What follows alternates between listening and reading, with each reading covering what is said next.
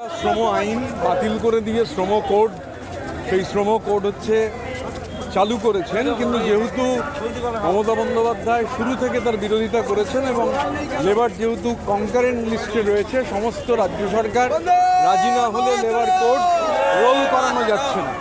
আমরা এই labour code সর্বনাশা লেবার কোড, শ্রমজীবী মানুষের 8 ঘন্টা কাজের অধিকার কেড়ে নিয়ে 12 ঘন্টা করে দেওয়ার যে অপচেষ্টা, সর্বনাশা লেবার কোড, ট্রেড ইউনিয়ন করার অধিকার কেড়ে নেওয়ার নানান ধরনের চক্রান্ত, এই সময় সব এবং নিত্য প্রয়োজনীয় জিনিসের মূল্যবৃদ্ধি, জীবনদায়ী ওষুধের ভয়াবহ মূল্যবৃদ্ধি, কেন্দ্রীয় সরকারের সর্বনাশা নীতির ফলে সাধারণ মানুষের নাবিশ্বাস উঠে গেছে।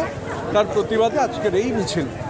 দেখা যাচ্ছে যে এবং ইতিমধ্যে কোর্ট থেকে একটা অর্ডার দেওয়া হয়েছে যে তাদেরকে সেন্ট্রাল পার্কে জায়গা করে দেওয়ার, তাতে তারা অর্ডার রয়েছে।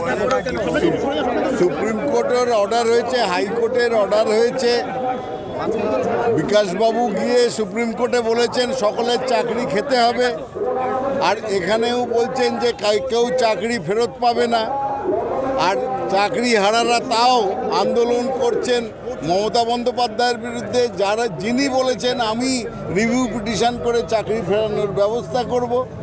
আর আলোচনা করছে বিকাশবাবুদের সঙ্গে, বোঝাই যাচ্ছে কারা এর পেছনে আছে। অভিজিৎবাবুর কাছে যাক না, অভিজিৎবাবুই তো প্রথম শুরু করেছিলেন চাকরি খাওয়ার গল্প।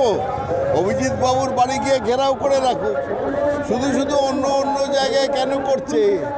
আর সবথেকে বড় কথা এই যে চাকরিহারাদের বিক্ষোভ, তাতে কজন চাকরিহারা আছে আর কজন আছে মাওবাদী আর সিপিএমের দালাল, সেগুলোও দেখে নেওয়ার দরকার আছে। সাজানো রিপোর্ট পাইয়ে দিতে ঘুষ, ইতিমধ্যেই মুর্শিদাবাদ মেডিকেল কলেজের চিকিৎসককে গ্রেপ্তার করছে সিবিআই। ও দেখবে, সিবিআই দেখবে, কোর্ট দেখবে।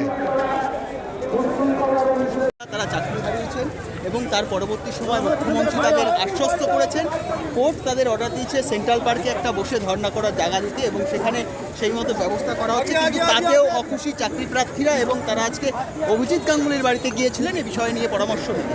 আমি আজকের মিছিল ছাড়া অন্য কোনো বিষয়ে কথা বলবো না।